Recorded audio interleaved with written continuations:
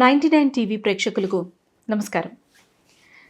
పెద్దపల్లి జిల్లా ఓదెల మండలం జీలకుంట ఊరు రీసెంట్గా జరిగిన సర్పంచ్ ఎన్నికలు పాత్ బ్రేకింగ్ మూమెంట్గా నిలిచాయి. ఎందుకంటే చాలా అనూహ్యంగా 4వ అభ్యర్థి మేడం మంగారెడ్డి గారు గెలవడం, సర్పంచ్గా తన కలం ఆయుధంగా చేసుకుని ఎన్నో సమస్యలపై సంపూర్ణంగా సమగ్రంగా ఆవిడ రాసినటువంటి డీటెయిల్డ్ ఆర్టికల్స్, జనం మనిషిగా ఆవిడ పొందినటువంటి గుర్తింపు, ఇవన్నీ కూడా ఆవిడ సర్పంచ్గా ఎన్నికై మరెంతో కృషి ఇప్పుడు చేస్తూ ఉండడానికి దోహదం చేశాయి.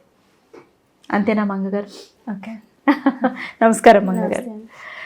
మీ జర్నీ నేను కలీగ్స్తో మాట్లాడి తెలుసుకున్న తర్వాత నాకు చాలా పర్సనల్ కనెక్ట్ కూడా వచ్చింది. ఎందుకంటే నేను కూడా ఒక అమ్మనే స్వతహాగా.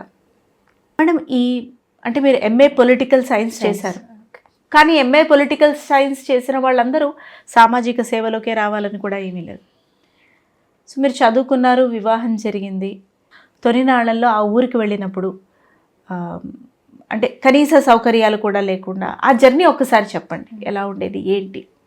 అంటే నేను జీలకుంట ఊర్లోనే పుట్టి అక్కడే పెరిగి అక్కడ అబ్బాయినే నేను పెళ్లి చేసుకున్నా. అంటే మా మేనత్త కొడుకునే నేను పెళ్లి చేసుకోవడం జరిగింది. ఇద్దరిది ఒకటే ఊరు కాబట్టి మా ఊరంటే మాకు ఇష్టము, అది మా ఆత్మ. అది మేము పుట్టి పెరిగిన ఊరు, మేము తిరిగిన మట్టి కాబట్టి ఊరంటే మా ఇద్దరికి చాలా ప్రేమ. ఒక 10-15 రోజులు ఊరిని చూడకుండా మాకు ఉండడం అనేది అసాధ్యం. హైదరాబాద్లో ఉన్నా కూడా 10-15 రోజులకు ఒకసారి ఖచ్చితంగా ఊరికి వెళ్ళేవాళ్ళం. అట్లా ఊరంటే చాలా ఇష్టము. ఊరికి సేవ చేయాలనే ఒక ఆలోచనతో సర్పంచ్ ఎన్నికల్లో పోటీ చేసిన. కానీ దానికన్నా ముందే మీరు సమస్యలపై గళం విప్పడం, మాట్లాడడం, పనిచేయడం, ప్రజలతో మమేకమైపోవడం, ఇవన్నీ జరిగాయి కదా.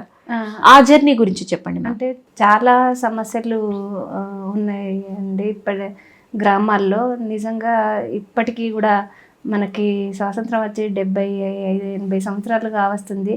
అయినా కూడా గ్రామాల్లో కూడా సరైన సదుపాయాలు అయితే లేవు. ముఖ్యంగా మాది ఇంకా మారుమూల గ్రామం, అంటే మాది ఏ సిటీకి దగ్గర లేనటువంటి ఊరు. మా మండలమే కొంచెం వెనుకబడిన మండలం. ఇప్పటికీ ఊర్లలో సరైన స్కూల్స్ లేవు. ఒక దాదాపు 40-50 వేల మంది ఉన్నటువంటి ఓదెల మండలంలో ఒక హాస్పిటల్ అనేది లేదు. సరైన రోడ్లు లేవు, ఇంకా కూడా నీటి సౌకర్యం లేదు. ఎన్నో గ్రామాలలో హెల్త్ సెంటర్స్ లేవు. ఇట్లా రకరకాల సమస్యలు ఇంకా ఊర్లలో కొట్టుమిట్టాడుతున్నాయి. అంటే మనుషులము ఆధునికంగా కనిపిస్తున్నాము, బట్టలు అవి ఇవన్నీ అయిపోయి అన్ని రకాలుగా మెయింటైన్ చేసుకుంటున్నాము. కానీ గ్రామాలను చూసేసరికి ఇప్పటికీ కూడా కనీస సౌకర్యాలు అనేటివి ఇప్పటికీ కూడా జనాలకు అందుబాటులో లేరు. అట్లాంటి సమస్యల మీద నేను ఒక సామాజిక కార్యకర్తగా ప్రతి సమస్య మీద నేను నాదనే శైలిలో ఆర్టికల్స్ రాస్తూ గొంతెత్తి ప్రజాప్రతినిధులను ఎప్పటికప్పుడు నేను ప్రశ్నిస్తూనే ఉన్నా. ఆర్టికల్స్ ద్వారా జనాలను ఆలోచన రేకెత్తించేలాగా, వాళ్ళని చైతన్యపరిచేలాగా నా వంతు ప్రయత్నం నేను ఎప్పటికప్పుడు నేను చేస్తూనే ఉన్నా. ఓకే, ఇప్పుడు మీరు సర్పంచ్గా ఎన్నికయ్యారు, చేస్తున్నారు, సర్వీస్ చేస్తున్నారు. సో మీ విజన్ ఏంటి? అంటే మీ మండలానికి గాను, లేకపోతే ఊరికి గాను, ఆ ప్రాంతానికి గాను మీరు ఏ సౌకర్యాలు, సదుపాయాలు తీసుకురావాలి, దానికోసం పనిచేయాలి అని అనుకుంటున్నారు?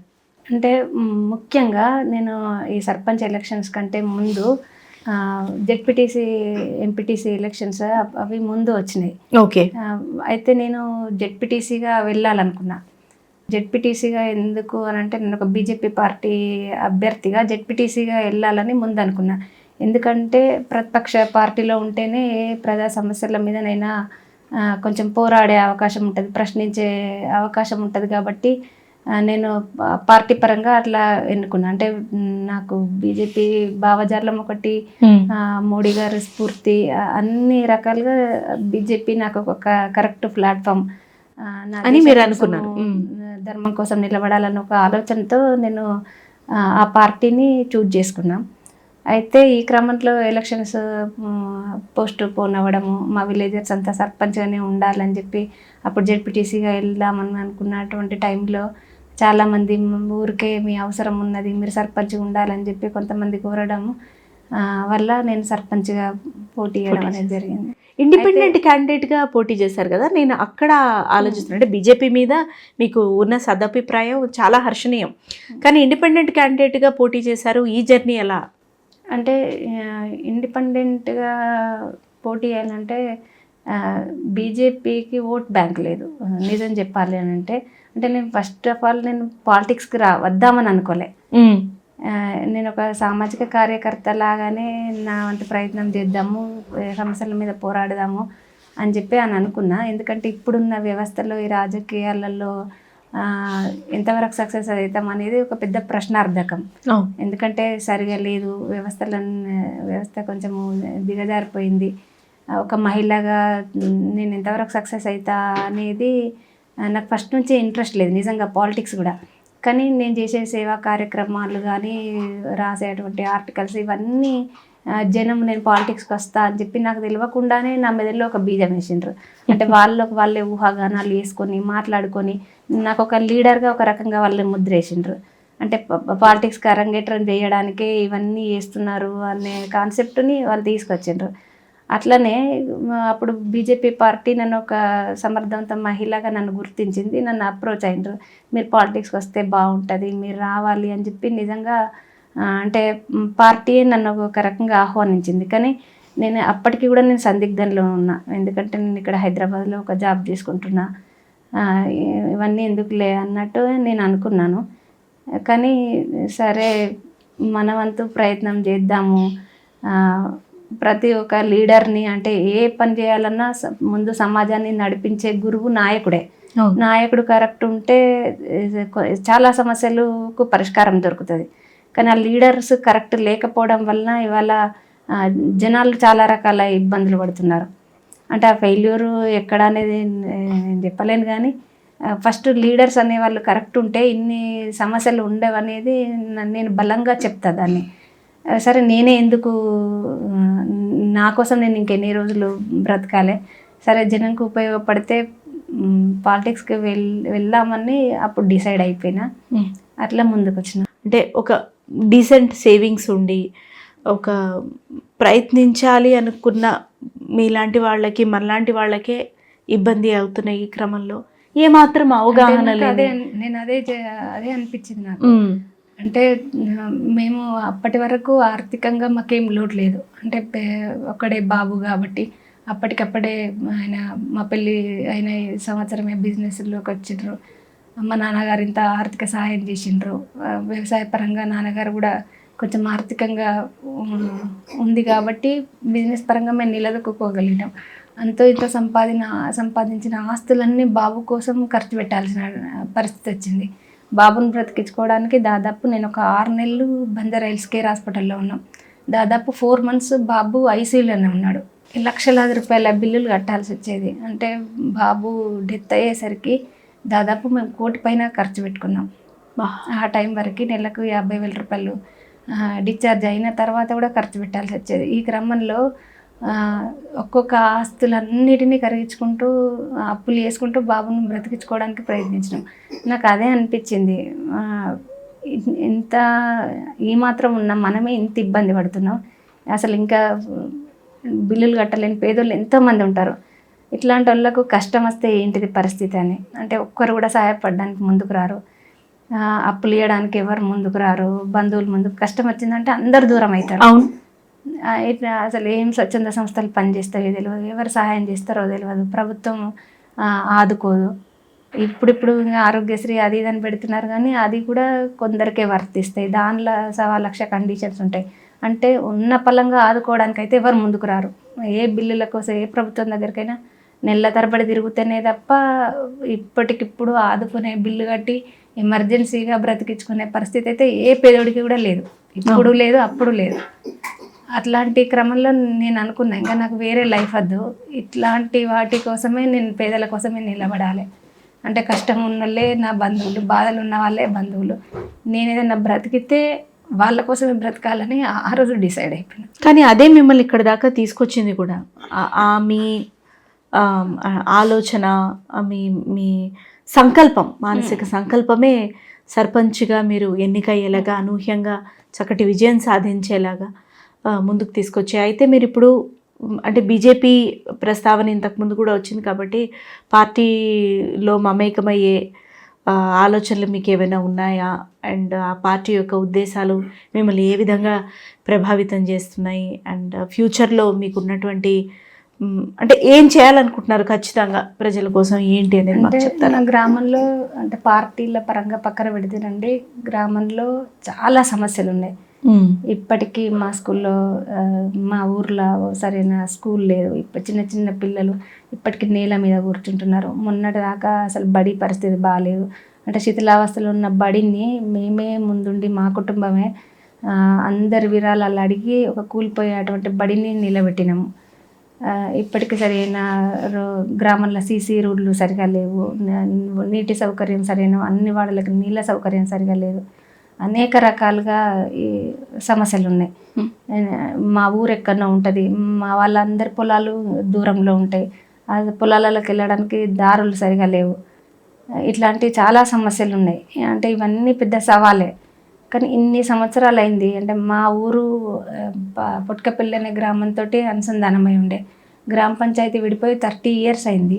అయినా కూడా ఇంకా కూడా మేము గ్రామంలో సమస్యలు పరిష్కరించుకోలేకపోతున్నాం. ఒక హెల్త్ సెంటర్ లేదు. ఇట్లాంటి సమస్యలన్నీ చూసినప్పుడు నేను ఎందుకు ప్రయత్నించద్దు అన్న ఆలోచనతోనే నేను ఈ పోటీలో ఉన్నా. అవును, ఇప్పుడు బీజేపీ తోటి మీరు కలిసి పనిచేయడానికి ఉత్సాహంగా కూడా చూపిస్తున్నారని తెలిసి ఇప్పటి వరకు నేను ఏ పార్టీ స్టాండ్ తీసుకోలేదు. అంటే ఇండివిజువల్గానే నేను నిలబడి గెలిచిన. అంటే మొన్నటి వరకు నా గెలుపు కోసము అంటే నేను నామినేషన్ వేసిన దగ్గర నుంచి అంటే నాకు ఒక ఆశయం ఉంది. నాకు ఇష్టమైన గ్రామాన్ని కొంచెం మంచిగా చేసుకోవాలనే తాపత్రయం ఉన్నది. ఈ సమస్యలను పరిష్కరించుకోవాలని ఉన్నది. అట్లాంటి ఆశయంతో నేను గ్రామస్తుల కోరిక మేరకే నేను ముందుకు వచ్చిన. నేను నామినేషన్ వేసిన రోజు కూడా నేను హడావిడి చేయలేదు. నన్ను బలపరిచే 2 వ్యక్తుల్ని తీసుకెళ్ళి అతి సామాన్యంగా సింపుల్గా నామినేషన్ వేసుకున్నా. అంటే ఏదైనా నేను పని చేయాలి కానీ హడావిడి చేయొద్దనే కాన్సెప్ట్ తోటి సింపుల్గా నామినేషన్ వేసుకున్నా. 3 ప్రధాన పార్టీల నుంచి 3 అభ్యర్థులు పురుషులే ఉన్నారు. ఎందుకంటే మాది జనరల్ కేటగిరీ కాబట్టి, జనరల్గా రిజర్వ్ అయింది కాబట్టి స్త్రీలు ఎవరు లేరు, 3 పురుషులే. వాళ్ళ మీద నేను ఫైట్ చేయడం అంటే అది కొంచెం పెద్ద టాస్కే నాకు. ఎందుకంటే వాళ్ళకి పార్టీల సపోర్ట్ ఉంటుంది, పార్టీలకు సంబంధించిన క్యాడర్ ఉంటుంది పనిచేయడానికి. నాకెవరు లేరు. అంటే ఒక చదువుకున్నటువంటి ఒక 2-3 పిల్లలు గట్టిగా నా వైపు నిలబడి, అమ్మాయిలు ఒక 2-3, అబ్బాయిలు ఒక 2-3 అవుట్ రైట్గా వాళ్ళే నిలబడి వాళ్ళతోనే నేను ముందుకెళ్ళిన. కానీ మా ఊరి తల్లులకు నిజంగా దండం పెట్టాలి. అంటే గ్రామస్తులకి కానీ ముఖ్యంగా తల్లులు, అక్క చెల్లెళ్ళు అంతా ఊరి కోసం తాపత్రయపడుతుంది. గెలవకముందే, అధికారం లేకముందే గ్రామం కోసం ఎంతో కొంత చేసింది. కష్టం అంటే వస్తుంది, కష్టం ఉన్న వాళ్ళకి సహాయపడుతుంది. బిడ్డకు ఒక అవకాశం ఇద్దామని చెప్పి నా తల్లుళ్ళు, ఊరి తల్లులు గట్టిగా సంకల్పించుకున్నారు. ఇంట్లో ఉన్న మొగోళ్ళు ఎటు ఓటేసినా మంచిదే కానీ మేమైతే నీకే ఓటేస్తామని చెప్పి ఒక రకంగా వాళ్ళే నన్ను గెలిపించుకున్నారు. గుడ్. ఆ గెలుపు, ఆ ఆశయం అంతా ముందుకు వెళ్తూ మీరు అనుకున్న మీ ఊరిని, మీ శ్రీవారిది మీది ఊరు, ఆ ఊరు మండలం తద్వారా అంతటా మీ సేవ వ్యాపించాలని, మీ పరిధిలో మీరు ఎంత చేయగలిగితే అంత చేస్తూ మరెంతోగా ముందుకు వెళ్ళాలని మనస్ఫూర్తిగా ఆకాంక్షిస్తున్నాను. నేను ఒకటి ఈ వేదిక ద్వారా ఒకటి చెప్పాలనుకుంటున్నా. అంటే నిజంగా ఇప్పటికే గ్రామాలే దేశానికి పట్టుకోమలంటారు. చాలా గ్రామాలలో ఒక మా ఊరు అనే కాదు, ఏ ఊరు తీసుకున్నా కూడా చాలా సమస్యలు ఉన్నాయి. ఇప్పటికీ ప్రశ్నించే వాళ్ళు లేరు. మరి ఎందుకు ఇంతమంది నాయకులు ఉన్నారు, ఇన్ని పార్టీలు, ఇన్ని నిధులు ఇస్తూ ఉన్నాయి, ప్రభుత్వం నిధులు ఇస్తుంది, పార్టీలు ప్రజల కోసమే పనిచేస్తున్నాయి, అయినా కూడా గ్రామాలలో సమస్యలు మాత్రం ఎక్కడనే ఉన్నాయి. ఇప్పటికి మా మండలం కనుక తీసుకుంటే మాకు ఒక హాస్పిటల్ లేదు. ఎంతోమంది అంటే ఇప్పుడు నేను ఇంతకుముందు చెప్పిన 96లో నాకు పిట్స్ వస్తే తీసుకెళ్ళడానికి ఒక ఇమ్మీడియట్గా ఒక ట్రీట్మెంట్ ఇవ్వడానికి ఒక హాస్పిటల్ లేదు. సేమ్ టైం అప్పటి నుంచి ఇప్పటికి 30 సంవత్సరాలు, 25-30 సంవత్సరాలు అయినా కూడా ఇప్పటికీ అదే పరిస్థితి ఉన్నది. అంటే ఊర్లలో పాము కాటుకు గురైనా కూడా, స్ట్రోక్స్ వచ్చినా కూడా, రోడ్డు ప్రమాదాల బారిన పడ్డా, ఎవరైనా బాధలు భరించలేక 10 మంది తాగి చచ్చిపోయినా, ఎట్లాంటి సమస్య వచ్చినా కూడా మేము ఇమీడియట్ యాక్షన్ లేదు. లేదు అసలు ఆ అవకాశమే లేదు మాకు, బ్రతికే సోర్సే లేదు. అదృష్టం ఉంటే బతికినట్టు, లేకపోతే ట్రీట్మెంట్ అందితే బతికినట్టు, లేకపోతే లేదు. మేము హన్మకొండకో లేదంటే కరీంనగర్కో దగ్గరున్న జమ్మికుంటకో ఇట్లా 20-30 కిలోమీటర్ల దూరంలో ఉన్న ఊర్లకు వెళ్ళాలి. మాకు రోడ్లు సరిగా ఉండేవి. మొన్నటి దాకా ఇసుక పుణ్యమా అని చెప్పి లారీలు, వందల లారీలు రోడ్లను ఎంత డ్యామేజ్ అయినో అంత వేసినాయి. దాని మీద కూడా మీరు ఆర్టికల్స్ రాశారు. ఇసుక మాఫియా మీద, మానేరు మీద, ప్రకృతి వనరులను కాపాడుకోవడం మీద రకరకాలుగా నేను ఆర్టికల్స్ రాసిన. అయితే ఇట్లాంటి సందర్భంలో ఒక మొదటి గంట చాలా కీలకం అంటారు. ఏ ప్రమాదం జరిగినా, ఏది జరిగినా కూడా మొదటి గంటల వైద్యం అయితే బ్రతికే అవకాశం ఉంటుందని చెప్తారు. కానీ మా దురదృష్టం కొద్దీ మాకు అవకాశం లేదు. నేను ఆరోగ్యం ఎంత ముఖ్యమో తెలిసిన దాన్ని, నేను నా బిడ్డల్ని నష్టపోయిన దాన్ని కాబట్టి నేను ప్రతి సందర్భంలో ఒక హాస్పిటల్ కావాలని అడుగుతా. మా ఎమ్మెల్యే గారిని, ప్రజాప్రతినిధులు, లోకల్ ఉన్న లీడర్స్ని ఒక హాస్పిటల్ కోసం కృషి చేయండి అని నేను ఎప్పటికప్పుడు ఏ సందర్భంలోనే నేను వాళ్ళని అడుగుతూనే ఉంటా. అట్లనే రైల్స్ ఆగాయి మా దగ్గర. అంటే మార్మూల మండలం కాబట్టి మాకు బస్సుల సౌకర్యము, రైళ్ళ సౌకర్యం అంతంత మాత్రమే. ప్రొద్దున ఒకటి, సాయంత్రం ఒక రైలు అట్లనే ఉంటుంది. అయితే ఇదివరకు ప్యాసింజర్ ఆగేది, కానీ ఇప్పుడు అది ఎక్స్ప్రెస్గా మారి మా స్టేషన్ నుంచి ఎత్తేసిండ్రు అక్కడ ఆపకుండా. అట్లాంటి సందర్భంలో ఎవ్వరు ప్రశ్నించే వాళ్ళు లేరు. ఎంతోమంది మహిళలు ప్రొద్దున ఇప్పుడు సిటీకి అనుసంధానం కాకుండా, సిటీతో కమ్యూనికేషన్ లేకుండా గడపడం కష్టం. ఎందుకంటే విద్యార్థులు ఏ అవసరం ఉన్న వైద్యంకైనా, వ్యాపారానికైనా సిటీకి వెళ్ళాలి. ఇప్పుడు ఊరును సిటీకి వెళ్ళి సాయంత్రం వరకు వద్దామంటే అసలు ట్రైన్స్ లేవు. కొంచెం లేట్ అయితే నైట్ ఊరికి చేరుకోవడానికి కష్టం. ఇట్లాంటి సందర్భంలో అసలు ఎవ్వరు కూడా ప్రశ్నించే వాళ్ళు లేరు. అంటే మా వాళ్ళే భూములు త్యాగాలు చేస్తే వేసిన రైల్వే లైన్ మా కోసం రైలు ఆగదు. ఎందుకు అంటే మామూలుగా అందరికంటే కొంచెం కలిగిన కుటుంబాలకైతే కార్లు ఉంటాయి, వాళ్ళు ఎట్లనో రకంగా వెళ్ళగలుగుతారు. కానీ పేదలు మాత్రం ఒక రైలు బండి తప్ప ఏం ఉండదు. మరి ఎందుకు పేదల కోసం రైలు ఆగదు అని చెప్పి నేను ఒక ఆర్టికల్ రాశాను. ఇట్లాంటి చెప్పుకుంటా పోతే బోలెడు సమస్యలు ఉన్నాయి. ముఖ్యంగా నేను గొంతెత్తాలి, నేను ప్రశ్నించాలి. దానికోసమనే నేను ముఖ్యంగా అంటే నేను అవి రాసినప్పుడు అనేటోళ్ళు, మీరే రావచ్చు కదా, ఇంకెవరో చేయాలని ఆశించడం ఎందుకు, మీరు వస్తే మీ పరిధిలో మీరు ప్రయత్నిస్తారు కదా అని చెప్పి నాకు పర్సనల్గా మెసేజ్ చేసేవాళ్ళు. అయితే జనాలకి కూడా ప్రతిదీ ప్రశ్నించాలని చెప్పి నేను కోరుకుంటాను. అందరం కూడా ఇప్పుడు కూడా ఇంత ప్రజాస్వామ్యం ఉన్నా కూడా ఇంకా జనం భయంలో బతుకుతున్నారు. అవును, ఇప్పుడు జరుగుతున్న సంఘటనలే ఇందుకు, దుర్ఘటనలే ఎందుకు ఉదాహరణ. మతపరంగా కానివ్వండి, ఇంకోటి ఏదైనా సరే, ఏదైనా కూడా రోడ్లు ఎన్నో గుంతలమయం అయిపోయినాయి. లారీలు డ్యామేజ్ చేస్తూ ఉన్నాయి, రోడ్లు నాణ్యత లోపము, వేసిన సంవత్సరానికి ఎక్కడికక్కడ డ్యామేజ్ అయిపోతాయి, పెద్ద పెద్ద గుంతలు. ఆ గుంతలలో పోతే ప్రమాదాలు జరిగి కూడా చనిపోయిన వాళ్ళు ఉన్నారు. ఇవన్నీ జరిగినా కూడా అసలు జనం ప్రశ్నించరు. ఇవి ఇట్లా ఎందుకు ఉన్నాయని అడిగే వాళ్ళు లేరు. మరి అసలు భయమా, లేకపోతే బాధ్యత రాహిత్యమా, లేకపోతే అవగాహన లోపమా, ఇది ఏంటిదో తెలియదు. కానీ జనం చైతన్యం కావాలని నేను కోరుకుంటున్నా. అంటే ముఖ్యంగా యువత, అంటే వాళ్ళు ఏదైనా వ్యవస్థను శాసించవచ్చు. వాళ్ళ మేధస్సును కానీ, తెలివిని కానీ, గ్రామాలపై వాళ్ళకు జన్మనిచ్చిన, పుట్టి పెరిగిన గ్రామం మీద దృష్టి పెట్టాలి. ఎవరు కూడా వాళ్ళ ఉద్యోగాలు చూసుకుంటున్నారు తప్ప అసలు ఊర్లో ఏం జరుగుతుంది, ఇవి ఎట్లున్నాయి, ఇప్పుడు వ్యవస్థల పరిస్థితి ఏంటి అనేది దాని మీద ఎక్కువ ఫోకస్ చేయట్లేదని నేను అనుకుంటున్నా. అంటే ఈ వేదిక ద్వారా నేను చెప్తున్నా యువతకి, అంటే ఎవరినైనా ఇప్పుడు నేను కూడా ఒక గ్రామానికి ప్రతినిధి ఉన్నా. నాలాంటి వాళ్ళను ప్రశ్నించాలి. ఫస్ట్ ఏ మార్పు అనేది గ్రామ స్థాయి నుంచే రావాలి. ఏ లోపం ఉన్నా కూడా, ఏ సమస్యను ఉన్నా కూడా ప్రశ్నిస్తేనే, ప్రశ్నించే వాళ్ళు ఉంటేనే పనిచేసే వాళ్ళకు భయం ఉంటుంది, పని చేయాలన్న తాపత్రయం ఉంటుంది. అడిగే వాళ్ళు లేకపోతే ఎవరు కూడా ఏం చేయరు. అంటే ఇప్పుడు ఏ లీడర్ అయినా కూడా నాకు తెలిసి సంపాదనే ధ్యేయంగా, ఇదివరకు రాజకీయం అంటే, పదవులు అంటే ఒక సేవ ఉండేది. కానీ ఇప్పుడు ధనార్జనే ధ్యేయంగా నాయకులు వస్తున్నారు. ఇట్లాంటి సందర్భంలో జవాబుదారీతనం అనేది ఉండలేదు. ఏం నిధులు వస్తున్నాయి, ఏం వస్తున్నాయి, అసలు ఏమి ఇస్తున్నాయి ప్రభుత్వాలు, ఏ కేంద్రం ఏమి ఇస్తుంది, రాష్ట్రం ఏమి ఇస్తుంది, వీళ్ళేం చేస్తున్నారు అనే దాని మీద గ్రామస్థాయి నుంచే అందరు ఫోకస్ చేస్తే మార్పు అనేది సాధ్యమవుతుందని నేను అనుకుంటున్నా. వండర్ఫుల్ అండి. మీరు ప్రశ్నించడం మొదలుపెట్టారు, అంచెలంచెలుగా విజయము సాధిస్తున్నారు. మీ గ్రామానికి మీరు ప్రతినిధిగా కూడా ఉన్నారు. సో అలా ఇంకొకటి ఈ వేదిక ద్వారా కూడా ఇప్పుడు ప్రభుత్వాలు ఇచ్చే నిధులు ఏమాత్రం కూడా సరిపోతలేదు. అంటే ఒక రకంగా మాది ఒక వెనుకబడిన గ్రామము, మారుమూల గ్రామము. మా ఊరికి ఎట్లాంటి పరిశ్రమలు ఉండవు, ఉండవు కాబట్టి మేము ఒక ఇంటి పన్నుల మీదనే ఆదాయం.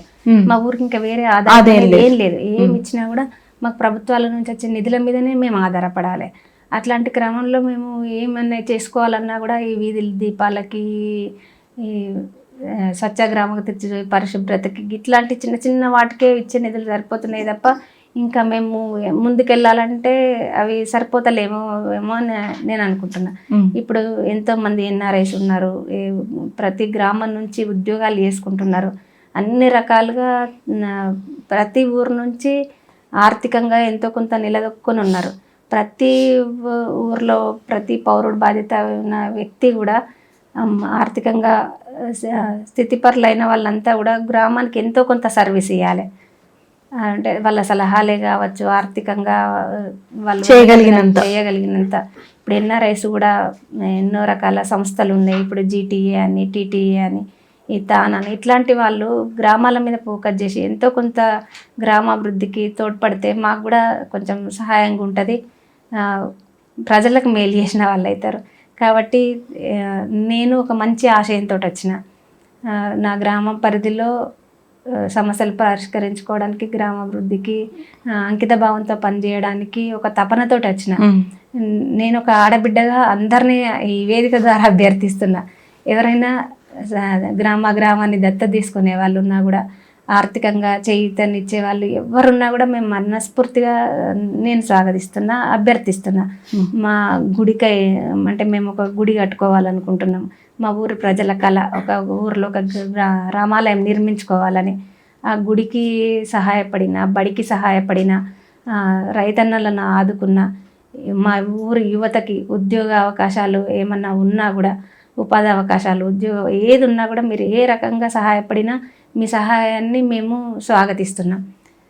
అది ఒకటి నేను 99 టీవీ తరఫున అందరినీ నేను విజ్ఞప్తి చేస్తున్నాను. మంగా గారు, మీరు హైదరాబాద్లో అంటే మీ బాబు కోసమే మీరు ఇక్కడికి వచ్చి వారి బాబు ట్రీట్మెంట్ కోసమే ఉండడం జరిగింది. సో ఆబ్వియస్లీ ఇక్కడ కూడా ధనార్జన అనేది ధ్యేయమే కదా.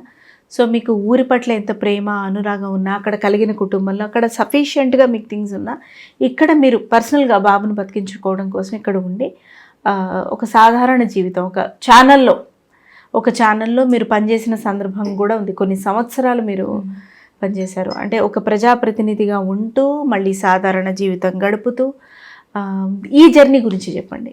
నేను మా బాబు డెత్ అయిన తర్వాత ఒక 3 years చాలా సఫర్ అయినా. అంటే కోలుకోవడానికి ఒక రకంగా చాలా డిప్రెషన్లోకి వెళ్ళి అసలు చాలాసార్లు నేను బతికించుకోవడానికి కష్టపడ్డా. ఇట్లాంటి సందర్భంలో నేను ఇంట్లో ఉంటే పిచ్చిదాన్ని అయ్యే పరిస్థితి ఉందని నేను ఒక జాబ్ చేయాలని నిర్ణయించుకున్నా. అంతకుముందు నేను చదువుకున్నా, పెళ్ళైన తర్వాత నా భర్త ప్రోత్సాహంతో చదువుకున్నా. బాబు 5th క్లాస్కి వచ్చిన తర్వాత ఇక అప్పుడు కూడా ఒక బోర్ ఫీల్ అయ్యి నా క్వాలిఫికేషన్ని పెంచుకోవడానికి, అంటే ఉద్యోగమే చేయాలని కాకుండా నా క్వాలిఫికేషన్ పెంచుకోవాలని నేను చదువుకున్నా. ఓపెన్ యూనివర్సిటీలోనే డిగ్రీ చేసిన, ఎంఏ పొలిటికల్ సైన్స్ చదువుకున్న, తర్వాత బిఎడ్ చేసిన, ఒకసారి డిఎస్సి కూడా రాసిన. ఇట్లాంటి సందర్భంలో అనుకోకుండా బాబు సిక్ అవ్వడము, వైద్యం కోసం అనుకోకుండా హైదరాబాద్ రావడము, ఈ క్రమంలో బతికించుకోవడానికి శత విధాల ప్రయత్నం చేసిన, అయినా కాపాడుకోలేకపోయినా. తర్వాత 3 సంవత్సరాలు నన్ను బతికించుకోవడానికి పోరాడుకున్నా. ఇటు మా ఆయనను చూసుకుంటూ, నన్ను నేను కాపాడుకుంటూ, ఇవన్నీ ఇట్లాంటి టైంలో ఇంట్లో ఉంటే ఇంకా నేను బ్రతకడం కష్టం అని అనుకున్న సందర్భంలో ఏదో ఒక జాబ్ చేసుకోవడానికి బయటకు వెళ్ళాలని నిర్ణయించుకున్నా. అట్లాంటప్పుడు యోయో ఛానల్లో జాయిన్ అయినా.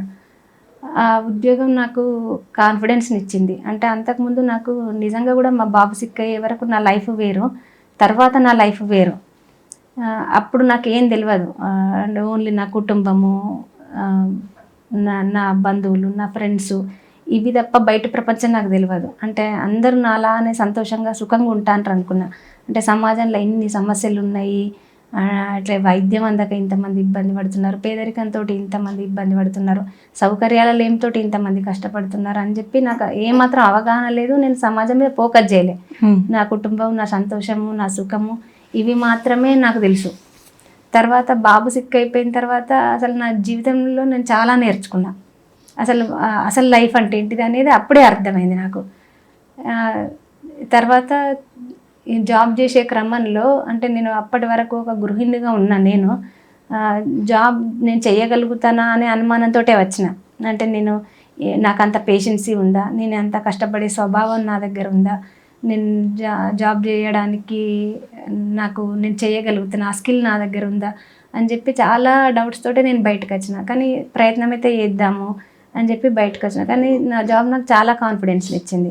అంటే నాకు ఒక ఉనికిని ఇచ్చింది. అంటే ఏదైనా ఆర్టికల్ రాసినా కూడా, సమాజం మీద ఏదైనా ప్రశ్నించినా కూడా, ఏది ఉన్నా కూడా ఈమె ఎవరు అని అంటే ఒక మీడియాలో పనిచేస్తుంది అనేది ఒక ఉనికిని, గుర్తింపుని నాకు ఇచ్చింది.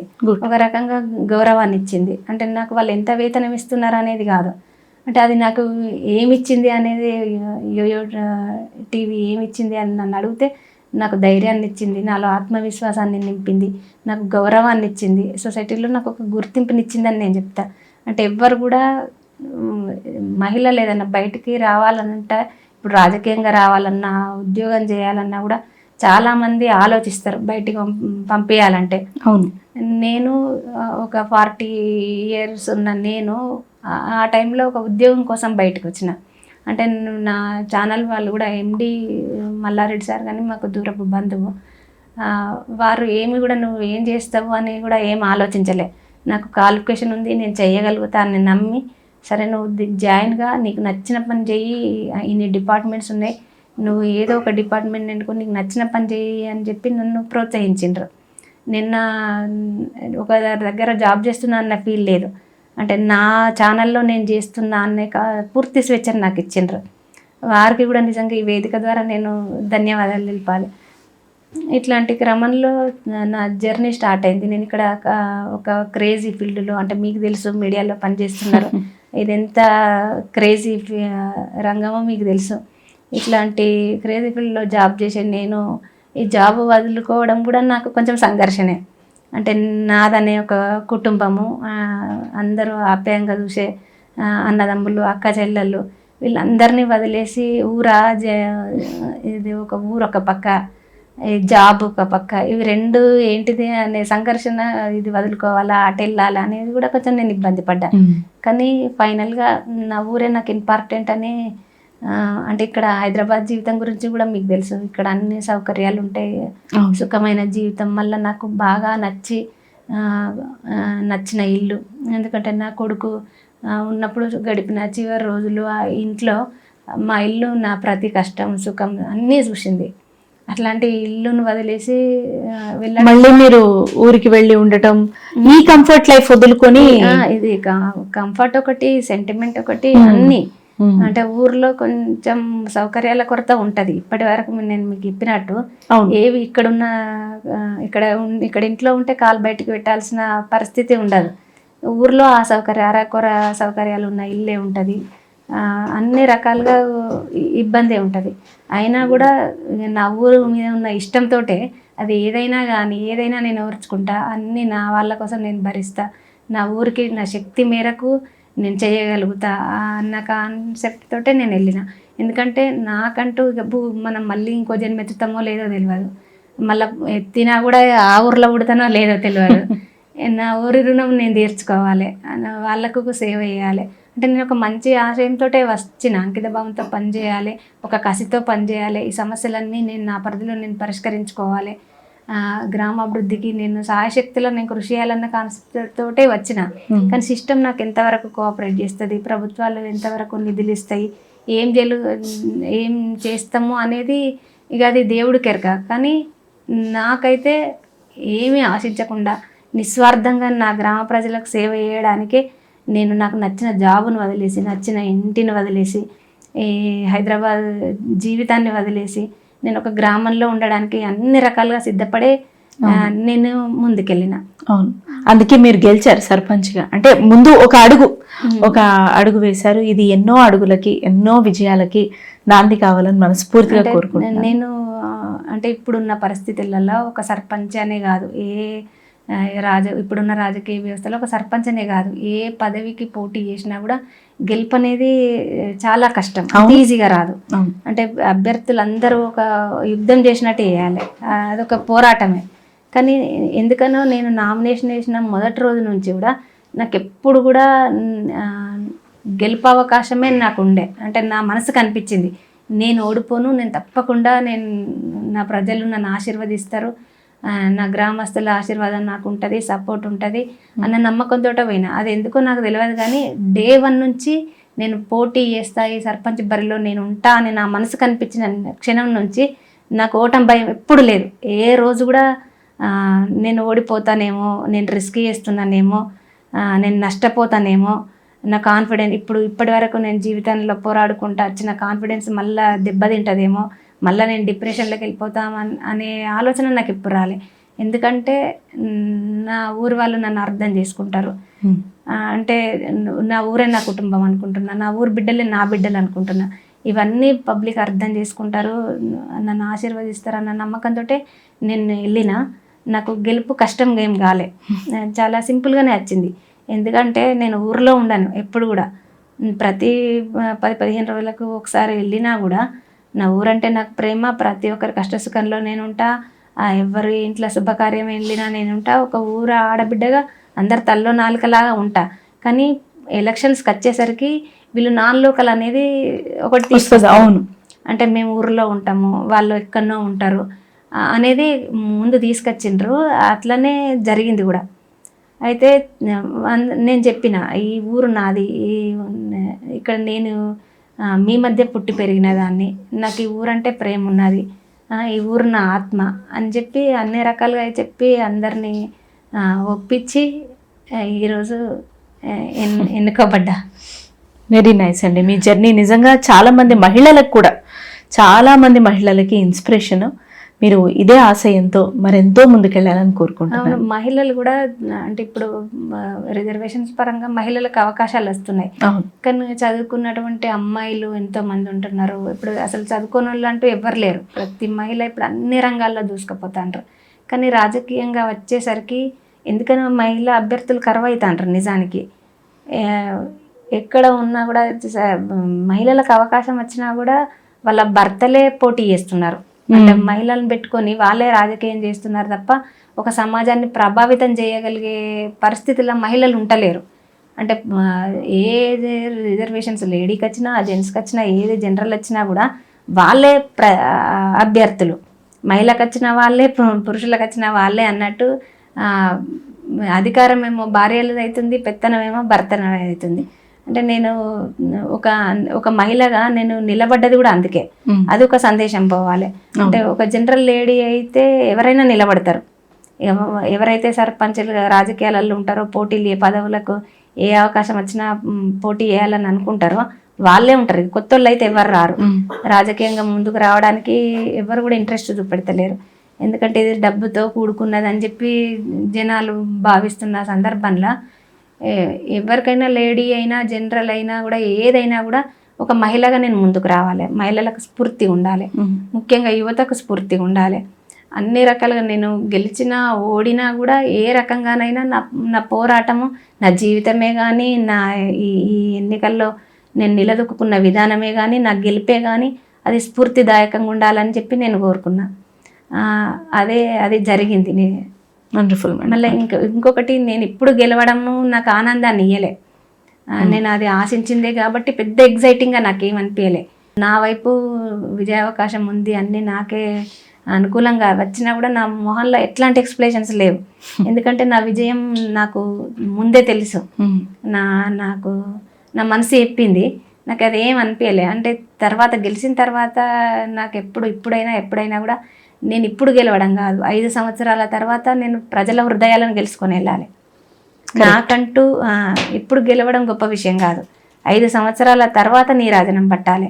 ఇవాళ గెలుపు సంబరాలు చేసుకోవడం కాదు, నేను వెళ్ళే టైంలో నాకు హారతి ఇచ్చి పంపించాలని చెప్పి అదొక్కటే ఉన్నది. ఆ దిశగా నేను తప్పకుండా పనిచేస్తానన్న నమ్మకం నాకుంది. అట్లనే మా గౌరవ ఎమ్మెల్యే గారు కూడా నాకు సపోర్ట్ చేయాలని చెప్పి ఈ వేదిక ద్వారా కోరుకుంటున్నా. ఎందుకంటే వారు నా తండ్రి సమానులు. కాంగ్రెస్ అభ్యర్థి గెలవకపోయినా కూడా, ఒక స్వతంత్ర అభ్యర్థిగా నేను గెలిచినా కూడా అంతే ప్రోత్సాహం సహకారం నాకు అందిస్తారన్న విశ్వాసం నాకు ఉన్నది వారిపైన. తప్పకుండా నా గ్రామాన్ని ప్రగతి పథం వైపు నేను తప్పకుండా తీసుకెళ్తా. నా పరిధిలో నేను గ్రామంలో ఉన్న సమస్యలన్నీ పరిష్కరించడానికి చిత్తశుద్ధితో నేను పనిచేస్తాను. వెరీ గుడ్ అండి. జీలకుంట గ్రామం సర్పంచ్గా మంగారెడ్డి గారు, మీరు చేసినటువంటి విజ్ఞప్తి, సమస్యలు మెన్షన్ చేసినటువంటి తీరు, సోషల్ మీడియా వేదికగా, టీవీ ఛానల్ వేదికగా, మన 99 టీవీ వేదికగా అందరికీ ఇది ఈ మెసేజ్, ఈ సందేశం అనేది వెళ్ళాలని, చేయాలి, పని చేయాలి, ఆర్థికంగానూ సహాయపడాలి. వారు పదవి అంటే పవర్ చేయగలిగే పరిస్థితి ఉండి మీరు అనుకున్నటువంటి ఇవన్నీ మార్పులు తీసుకురావడానికి ప్రతి శక్తి దోహదపడాలని మనస్ఫూర్తిగా కోరుకుంటున్నాను మంగ గారు. Wonderful madam. Thank you so much. Thank you.